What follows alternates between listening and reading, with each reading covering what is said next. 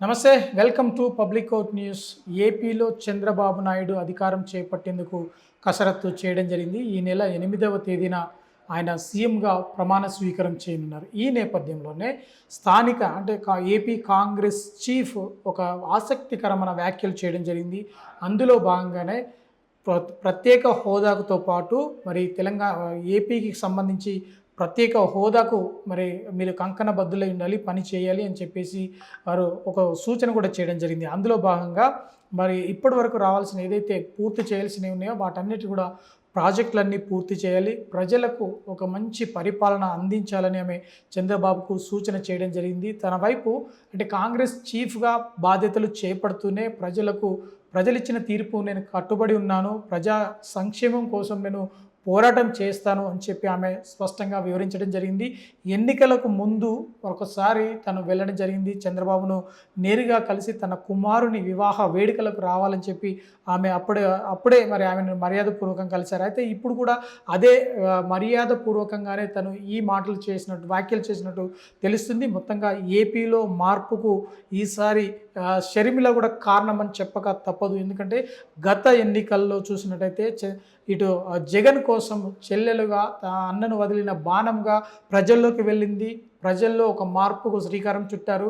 తాజాగా మరి తను ఏపీ ఎన్నికల్లో పోటీ చేయడం జరిగింది, కాంగ్రెస్ పార్టీని లీడ్ చేసింది. ఆ తరువాత తను చేసిన వ్యాఖ్యలను చూసినట్టయితే మనం పూర్తిగా అర్థం చేసుకోవచ్చు.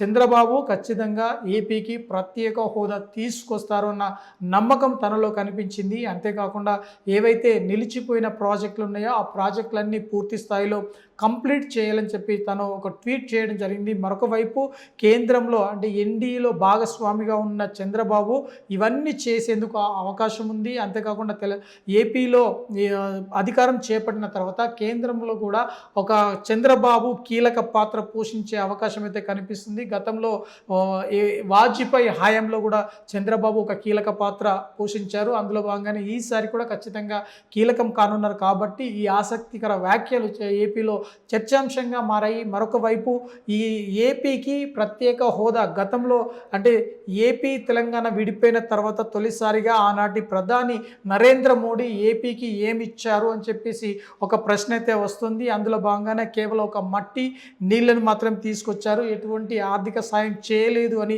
చంద్రబాబు ఆనాడే ఆరోపణలు చేయడం జరిగింది. ఆ తర్వాత వారి ఇరువురి మధ్య కూడా వైరం పెరిగింది. మరొక వైపు జగన్కు సహకరించారు ప్రధాని మోడీ అని చెప్పేసి ఆరోపణలు కూడా రావడం, ఆ తర్వాత ఇప్పుడు మరి ఈసారి 2024 ఎన్నికల్లో చంద్రబాబు పూర్తి స్థాయిలో మెజార్టీ సాధించిన తర్వాత కాంగ్రెస్ పార్టీ చీఫ్గా షర్మిల చేసిన ఈ వ్యాఖ్యలు ఇప్పుడు ఏపీలో చర్చాంశంగా మారడం జరిగింది. ఈ నేపథ్యంలో మరి ఏపీకి కేంద్రము ప్రత్యేక హోదా ఇస్తుందా ఇవ్వదా అని చెప్పేసి ఈ సాయంత్రం జరిగే మీటింగ్లో తేలేందుకు అవకాశం ఉంటుంది. ఒకవేళ కనుక ఏపీకి ప్రత్యేక హోదా కావాలని చంద్రబాబు డిమాండ్ చేస్తే ఈ సందర్భంలో ఖచ్చితంగా నెరవేర్చక తప్పదు. ఎందుకంటే కేంద్రం మెడలు వంచేందుకు ఇది ఒక మంచి అవకాశం. అంతేకాకుండా ఏపీ ప్రజలకు న్యాయం చేసినట్లు అవుతుంది. అంతేకాకుండా గతంలో అవమానించారు, కానీ ఇప్పుడు ఒక జబర్దస్తిగా ఒక నాయకునిగా ఈసారి ఖచ్చితంగా ప్రత్యేక హోదా సంపాదించుకునేందుకు ఆ తాహత